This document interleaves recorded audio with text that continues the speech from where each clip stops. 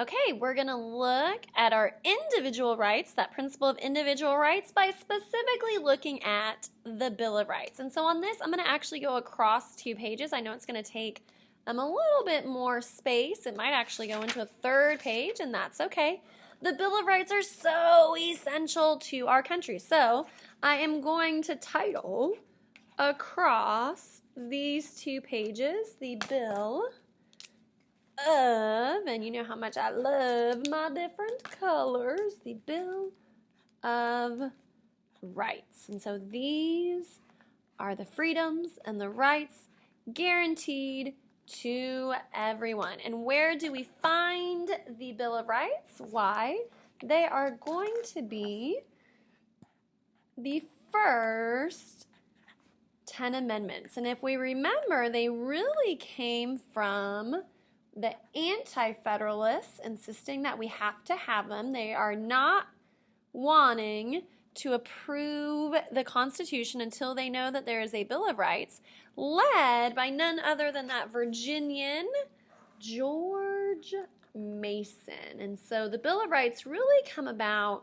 because the Anti-Federalists insists on it. We are not going to sign a Constitution unless we have a Bill of Rights. And so once the Constitution does get ratified, James Madison works really hard to get those amendments written so that they can get added to the Constitution. And so right across here, Bill of Rights, the first 10 amendments, these come because of the Anti-Federalists, specifically the man named George Mason. All right, I'm going to start here on this first page right there. And we are going to start with none other than amendment number 1. Here we go. Here's my amendment number 1. Best way to remember amendment 1 is to use the acronym that we are given, which is going to be RAPS. So R-A-P-P-S. RAPS helps us remember amendment 1. RAPS, of course, stands for the freedom of religion. If you remember, we are a country founded upon the freedom of religion. Do not forget that this idea comes from our colonists coming to Plymouth. And so where do we get it from? We, of course, think of the Puritans and how they were denied that freedom in England and they came to the Americas.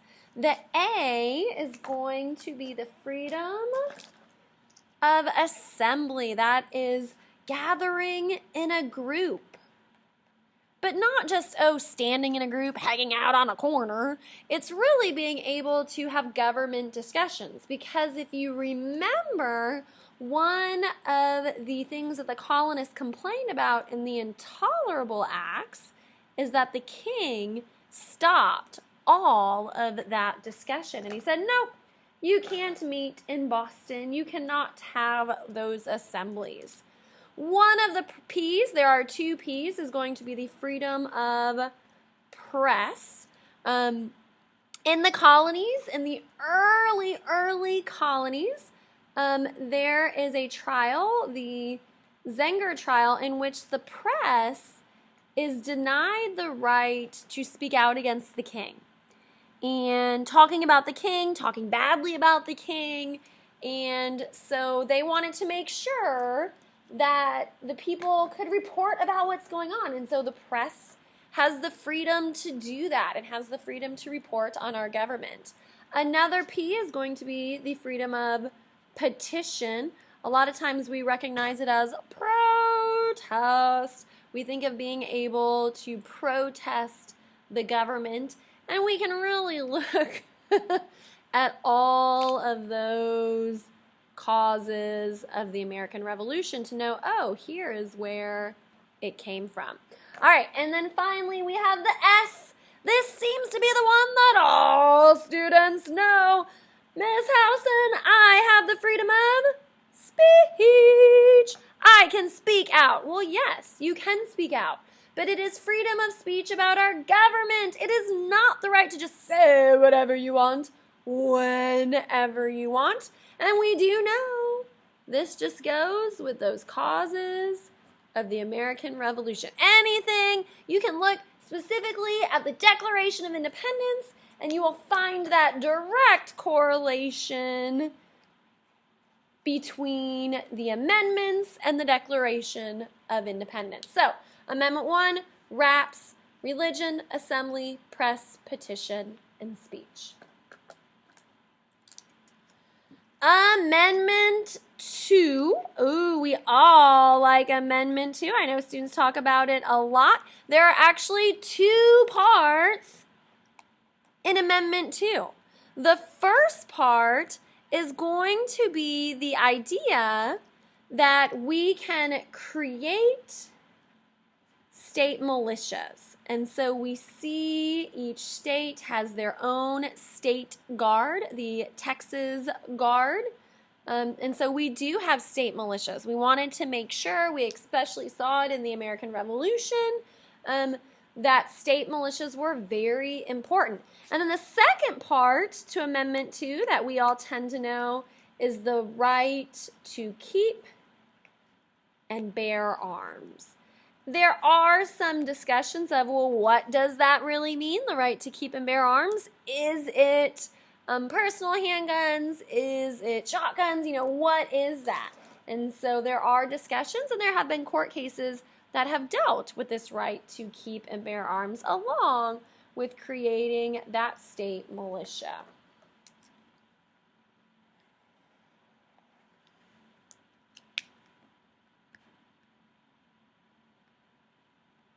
Amendment 3 is a pretty simple one. Here is my third amendment. This is actually the only amendment that we have not seen a Supreme Court case on, that it has not had to go to the Supreme Court to discuss what happens. Because Amendment 3 is this idea that we do not have to provide quarters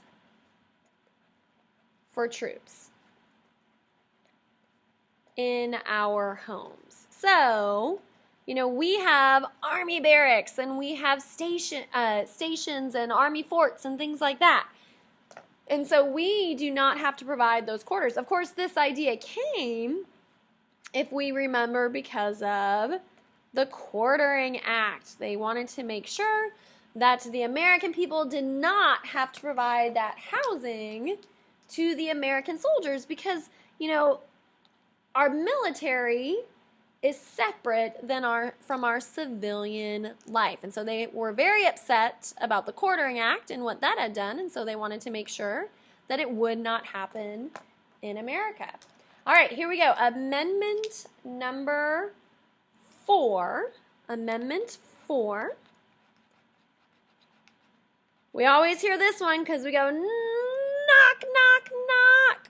Okay, and of course all students know it. It is no search or seizure of property, meaning taking your property without cause or a warrant. Somebody comes and knocks on your doors and says, hey, I want to search your house. You say, well, where is your warrant? You can't just come into my house and search through my stuff. All right, here we go. Okay, 5 is big. 5 is big. 5 is usually a little bit harder to remember, but we gotta remember 5. 5 is so important to us. So here is my number 5, and 5 is going to be the rights of the accused.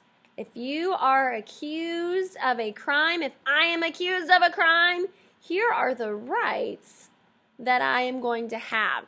And 5 has 5 big things. 5 has 5 huge, huge things that are all so important. Number 1 is what we call habeas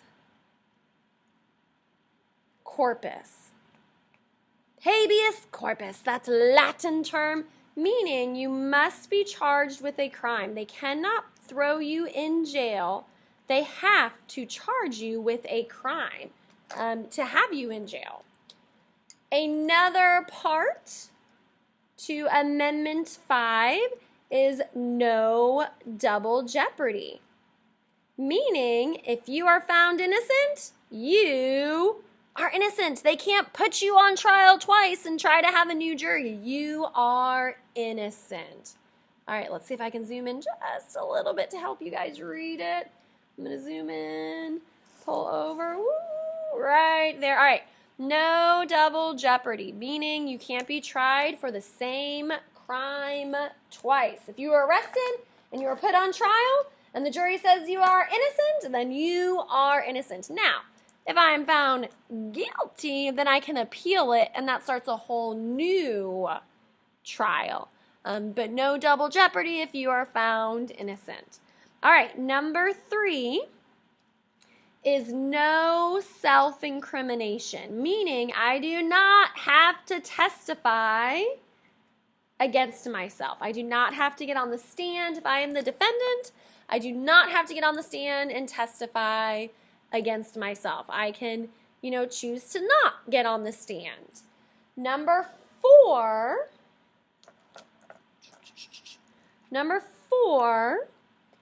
is due process of law. Everybody is guaranteed the process of law, which is really just a fancy way of saying everybody gets a trial. Because if you remember, the king did not give trials. All of these right here are found in our Declaration of Independence and as the complaints that the Americans had against the king. All right, number 5, this is the one that's kind of just thrown in there that confuses people sometimes, but it is so important.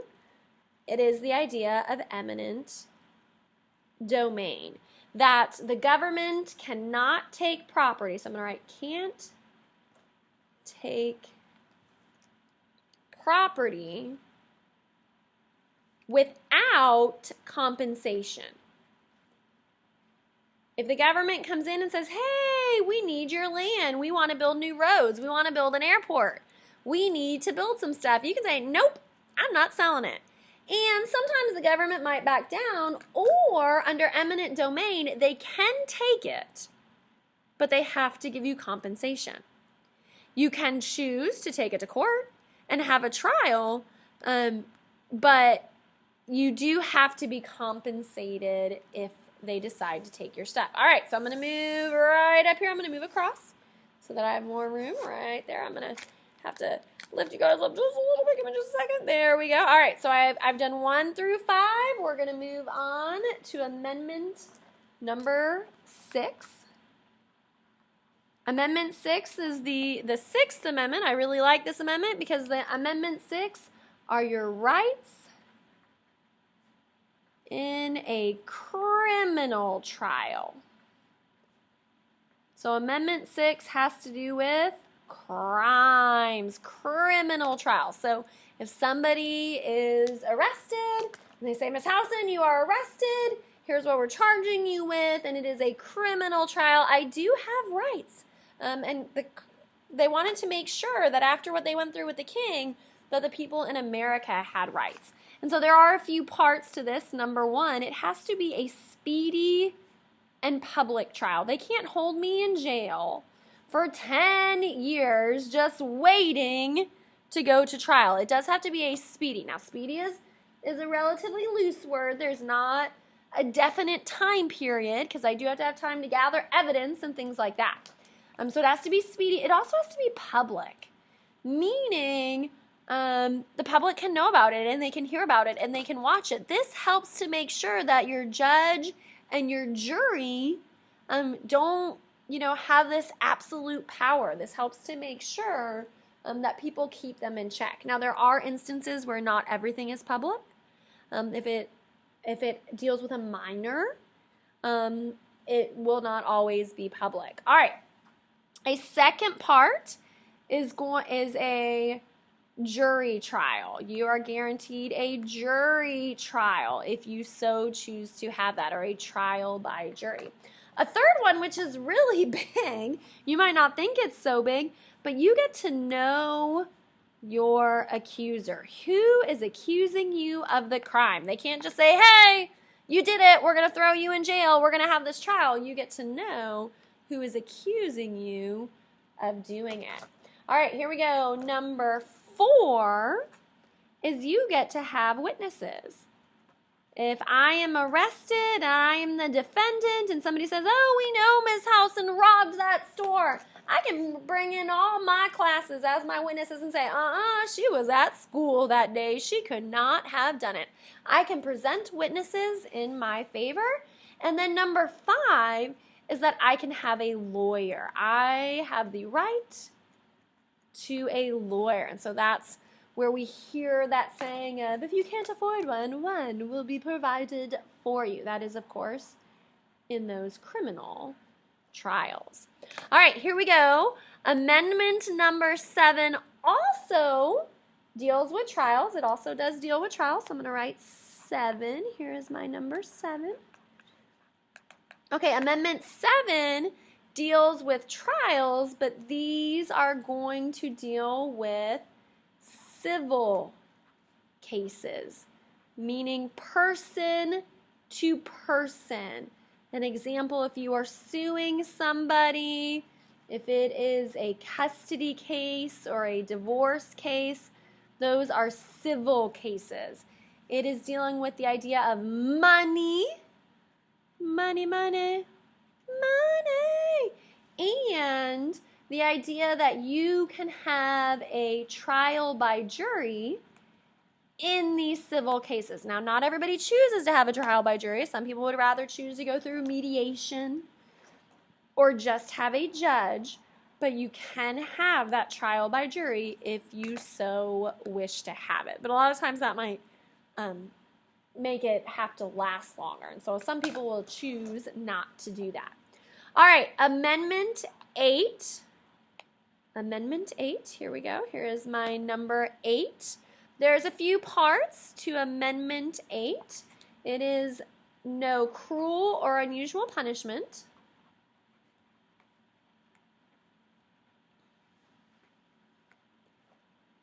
And this is why over the years we have seen that even when people have been given the death penalty, they have gotten rid of the electric chair because it has been deemed that that could possibly be a cruel or unusual punishment. You also have no excessive, which means a lot or an overabundant amount, fines, or bail, okay? And so what this really all means for us is that for both of these, the punishment must fit the crime.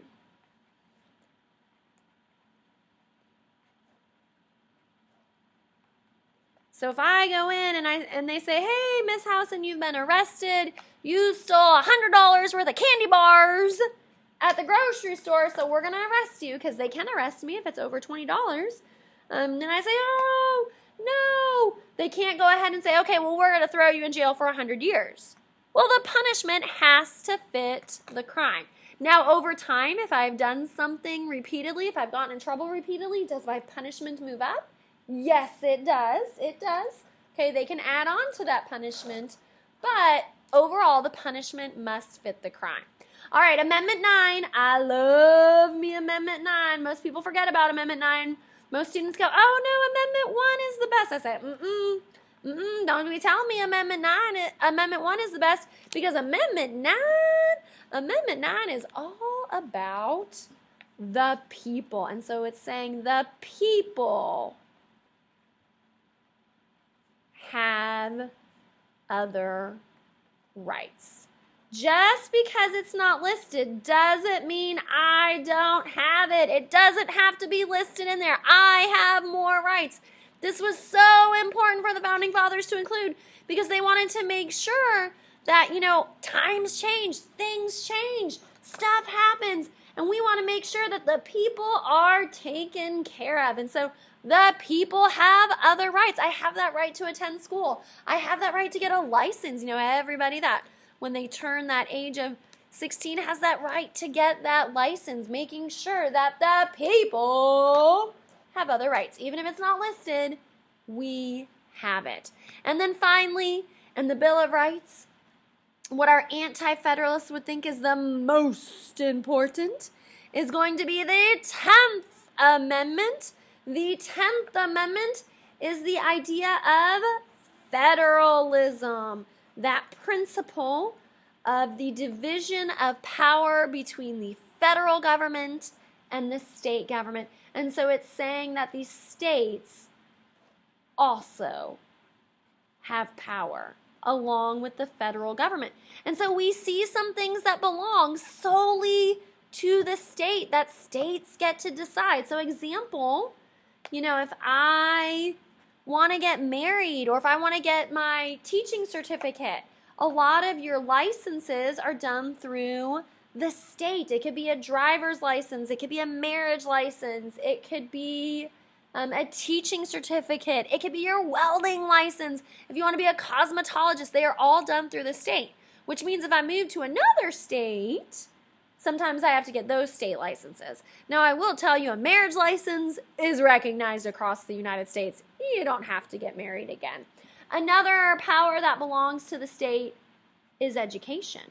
There are some federal rules on education, but overall, our education is brought forth to us by our state government. That is why we take the STAR test, the State of Texas Academic and Assessment of Academic Readiness. The State of Texas Assessment of Academic Readiness. Now, another state thing is going to be how we carry out voting. In this last presidential election, there was a lot of controversy over how different states carried out voting, mail-in votings, voting in person, absentee voting, how long afterwards that you get it do you get to count the votes that you get in the mail. And so that is done through the state. All right. So there we go. We have our first 10 amendments, our Bill of Rights, so important to make sure they are included in our Constitution.